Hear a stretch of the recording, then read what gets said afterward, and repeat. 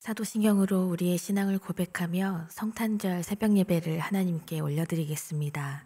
전능하사 천지를 만드신 하나님 아버지를 내가 믿사오며 그 외아들 우리 주 예수 그리스도를 믿사오니 이는 성령으로 잉태하사 동정녀 마리아에게 나시고 본디오 빌라도에게 고난을 받으사 십자가에 못 박혀 죽으시고 장사한 지 사흘 만에 죽은 자 가운데서 다시 살아나시며 하늘에 오르사 전능하신 하나님 우편에 앉아 계시다가 저리로서 산자와 죽은 자를 심판하러 오시리라. 성령을 믿사오며 거룩한 공회와 성도가 서로 교통하는 것과 죄를 사하여 주시는 것과 몸이 다시 사는 것과 영원히 사는 것을 믿사옵나이다. 아멘.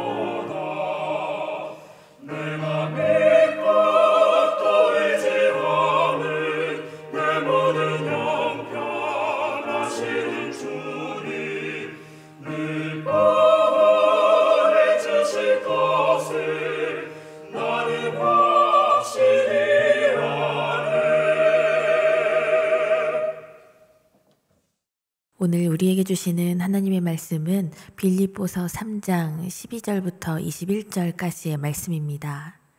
내가 이미 얻었다 함도 아니요 온전히 이루었다 함도 아니라 오직 내가 그리스도 예수께 잡힌 바 된 그것을 잡으려고 달려가노라.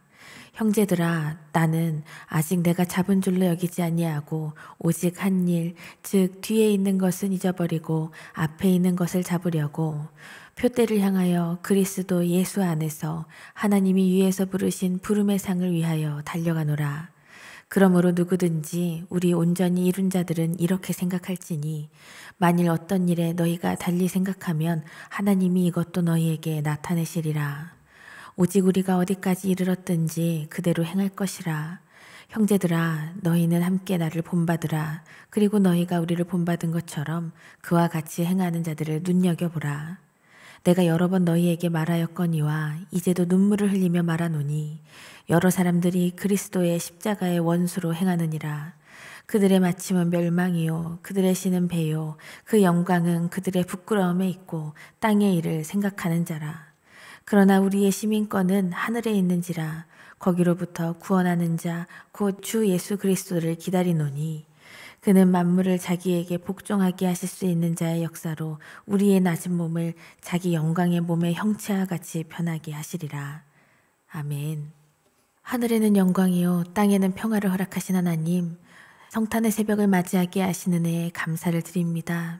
우리를 죄에서 구원하시려 육신의 몸을 입고 이 땅에 오신 주님을 찬양합니다. 예수 그리스도를 통하여 참 소망과 참 기쁨의 구원을 얻게 하신 하나님 아버지의 은혜를 기억하며 천사와 목자들과 동방의 박사들처럼 오늘 온종일 왕 되신 주님을 찬양하는 우리 모두가 되게 하여 주시옵소서. 아직도 이 땅에는 복음으로 인해 기쁨을 누리지 못하는 인생들이 참 많이 있습니다. 큰 기쁨의 좋은 소식, 그 복음이 온 세상에 전하여 줄 수 있도록 우리를 사용하여 주셔서 우리의 말과 행동으로 삶으로 복음을 전하고 죽어가던 영혼이 살려지는 역사가 있게 하여 주시옵소서. 오늘도 주님 안에서 기쁨이 충만케 하여 주시고 다시 오실 주님을 소망하며 우리가 무엇을 하든지 주님께 영광 돌리는 우리 모두의 삶이 되게 하여 주시옵소서. 모든 것 주님께 맡기며 예수님의 이름으로 감사하며 기도드립니다. 아멘. 메리 크리스마스. 우리를 위해 이 땅에 오신 우리 예수 그리스도를 이 시간 찬양합니다. 오늘 우리가 성탄절을 맞이했는데요. 하나님의 헤아릴 수 없는 그 크고 깊으신 사랑 안에서 기쁨을 누리고 다시 오실 우리 예수 그리스도를 소망하며 승리하는 우리 모든 예배자들 되시기를 간절히 축원합니다. 완벽해 보이는 신앙생활보다 완전하신 주님을 본받아 나아가는 것이 참 중요합니다. 사람의 눈으로 보기에 완벽하게 할 수는 있겠지요. 하지만 그것은 진짜처럼 보이는 가짜와도 같습니다.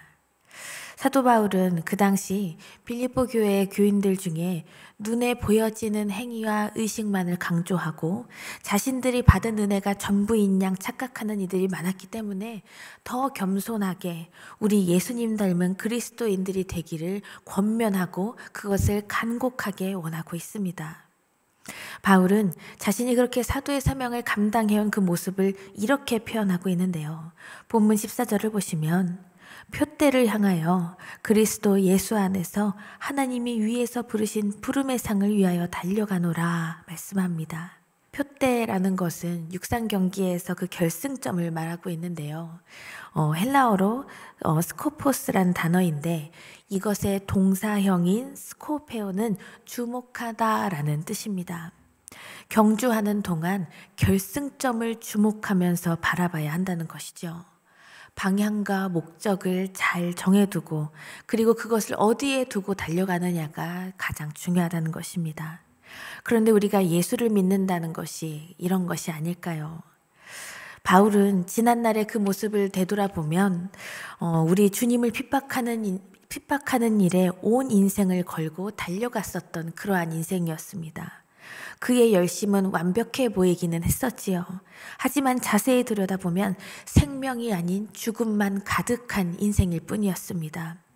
그러나 그는 과거의 일을 다 뒤로 놓고 잊어버리고 오직 표대를 향하여서 주님이 맡기신 그 사명과 그 영광을 위하여서 앞으로 달려나가는 인생으로 변화되었습니다. 사랑하는 여러분, 우리는 다시 오실 주님을 바라며 소망하며 살아가는 그리스도인입니다. 그러한 주님의 백성이라면 인생의 목적과 방향이 예수님을 향해 있어야 하는 줄 믿습니다. 그렇게 해야 사람의 눈에만 완벽해 보이는 믿음에서 끝나는 것이 아니고요. 완전하신 예수님을 본받는 주님께서 원하시고 기뻐하시는 믿음으로 우리가 나아갈 수 있는 것입니다. 사도 바울의 모든 걸음이 예수님을 향한 것으로 다 초점이 맞추어지고 그 모든 것이 예수님을 향한 방향과 목표로 명확하게 정해지자 그의 인생은 어떻게 변했나요? 예수님을 죽이는 핍박의 다름질에서 예수님을 위해서 죽는 생명의 다름질로 변화가 되었습니다. 우리는 때때로 착각하기도 합니다. 내가 믿음으로 구원받았으니까 이쯤 하면 되겠지, 이만하면 됐지, 그냥 이렇게 살면 되겠지, 이렇게 착각하면서 내 삶을 주님께로 향하기 위해서 더 이상 움직이려고 하는 마음이 들 때가 않을 때가 얼마나 많은지 모르겠어요. 우리 주님과 이 주의 나라를 위하여서 수고하고 헌신하는 그 무게에 멈칫하고 머뭇거리는 적이 얼마나 많이 있습니까? 그러나 우리는요, 표대를 향하여서 그 부름의 상을 위하여서 달려가야만 합니다. 바울처럼 예수 그리스도께 붙들린 그 삶을 끝까지 완주해야만 합니다. 그것은 구원받은 자녀답게 살아가는 삶이죠. 그렇게 경주를 잘 마치는 나를 위해서 하나님께서는 이미 예비하여 주시고 계획하신 부름의 상이 그곳에 있는 줄 믿습니다. 사도 바울은요, 비록 감옥에 갇혀 있지만 자신을 본받으라 이렇게 말씀을 하고 있는데요. 17절을 보시면 형제들아 너희는 함께 나를 본받으라. 그리고 너희가 우리를 본받은 것처럼 그와 같이 행하는 자들을 눈여겨보라 말씀합니다.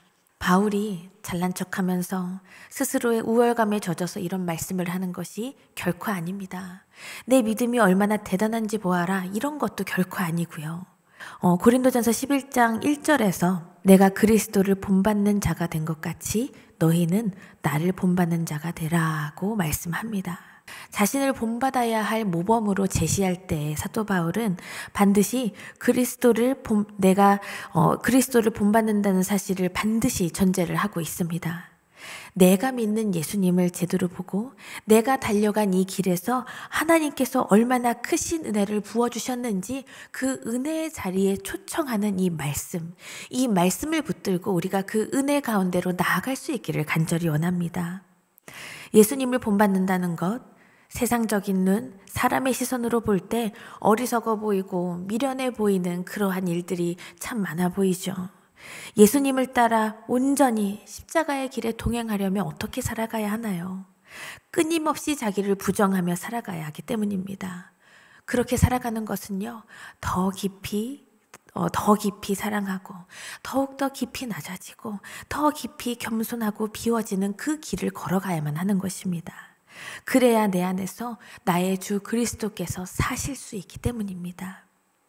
사도 바울은 그 어떤 고난이나 핍박도 예수님을 따르는 길에는 결코 핑계가 될 수 없다. 이렇게 우리에게 명확하게 말씀하고 있습니다. 예수님이 우리에게 베푸신 그 십자가 사랑과 그 큰 은혜는요, 그 무엇과도 비교할 수 없는 그 크신 은혜이기 때문입니다. 세계 지도를 보면요, 늘 북쪽이 지도의 위쪽에 향하고 있고 위쪽에 위치를 하고 있는 것을 우리가 익숙한 지도로 계속 보고 있지요.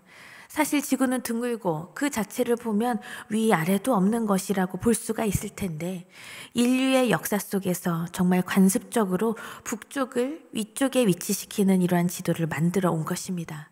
만일 우리가 세계 지도를 폈는데 우리가 늘상 봐왔던 그러한 지도와 다르게 그 위아래가 바뀌어 있는 그러한 지도를 딱 보게 된다면 많은 사람들이 당황할 것이고 참 어색하게 여기겠죠.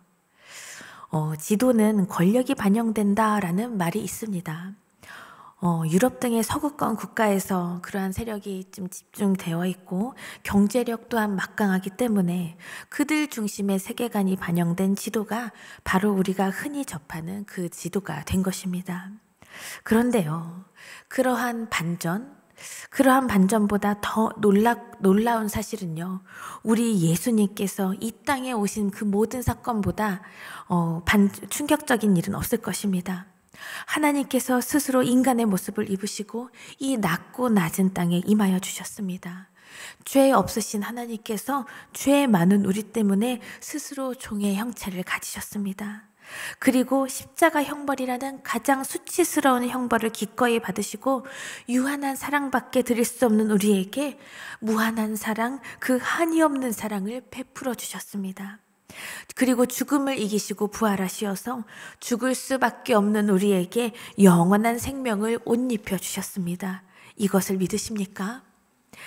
예수님 당시의 세계관은요, 그 로마의 황제가 가장 우위에 있었지만 하나님께서는 낮고 낮은 자의 모습으로 오신 섬김의 왕 예수님을 메시아로 우리에게 보내어 주셨습니다. 우리의 왕 되신 예수님을 믿는다는 것, 나의 예수님, 나의 그리스도만을 붙잡고 살아간다는 것이요, 바로 세상적인 지도를 완전히 뒤바꿔 버리는 것이라는 것을 기억하시기를 바랍니다. 구원받은 자녀는요, 그렇게 하나님 나라 지도를 우리가 믿음으로 그려가면서 살아간다는 것을 깨달아야만 합니다. 그것이 바로 하늘에 속한 시민으로 살아가는 삶인 줄 믿습니다. 간절히 바라기는 영원한 왕으로 다스리시는 주님께 합당한 믿음으로 나아가는 우리의 삶이 되기를 원합니다. 그렇게 성탄의 기쁨을 마음껏 누리는 이 하루를 살아가면서 언제나 기쁨 가운데 언제나 주님과 동행하며 나아가는 여러분과 저의 삶이 되기를 간절히 축원합니다. 다 함께 주기도문 하시며 오늘의 예배를 마치겠습니다. 하늘에 계신 우리 아버지여, 이름이 거룩히 여김을 받으시오며 나라가 임하시오며 뜻이 하늘에서 이루어진 것 같이 땅에서도 이루어지이다. 오늘 우리에게 일용할 양식을 주시옵고 우리가 우리에게 죄 지은 자를 사하여 준 것 같이 우리 죄를 사하여 주시옵고 우리를 시험에 들게 하지 마시옵고 다만 악에서 구하시옵소서. 나라와 권세와 영광이 아버지께 영원히 있사옵나이다. 아멘.